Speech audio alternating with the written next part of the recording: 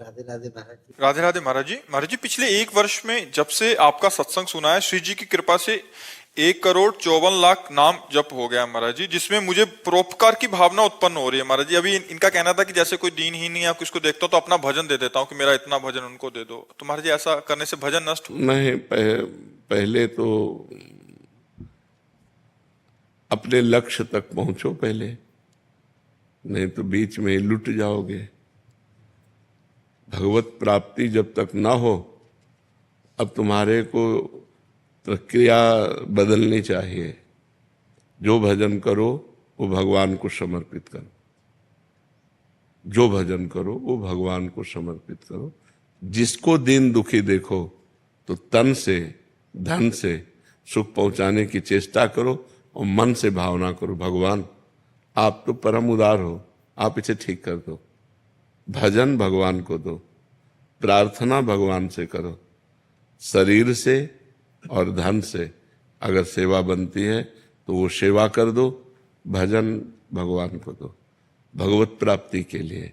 जब तक भगवत प्राप्ति ना हो जाए तब तक भजन खर्चा करने का बिल्कुल अधिकार नहीं रखना चाहिए। महाराज जी, उस समय मन बहुत द्रवित हो जाता है, तो तन से सेवा कर दो और मन से प्रार्थना कर दो। आपका भजन तो थोड़ा है ना, तो भगवान अपार करुणा सिंधु हैं, तो हम प्रार्थना करते हैं कि भगवान इसके कर्म को आप नष्ट कर दो, इसको सुख प्रदान करो। हे भगवान, आप इसके दुख को दूर करो। ये तो हर भक्त विनय कर सकता है। तो विनय करना, शरीर से और धन से सेवा करना, भजन को भगवान के चरणों में समर्पित करना, वो सिर्फ भगवत प्राप्ति के लिए। हमारा जन्म साधन धाम मोक्ष कर द्वारा, हम भगवत प्राप्ति के लिए भजन करते हैं। और दूसरी बात, सब में भगवान है, सब रूपों में भगवान है। तो जब कोई दुखी हो तो देखो भगवान दुख की लीला कर रहे हैं। तो हमसे जो बन सके हम तन मन धन से सेवा कर दें, लेकिन भजन भगवान को दें। भजन का फिर उससे लक्ष्य की प्राप्ति में बाधा पड़ जाए। महाराज जी, विचार ऐसा आता है कि मैं तो और भजन कर लूंगा, लेकिन शाम तक जियोगे आपको पता है क्या? शाम तक आप जियोगे क्या, ये कोई गारंटी तो है नहीं ना।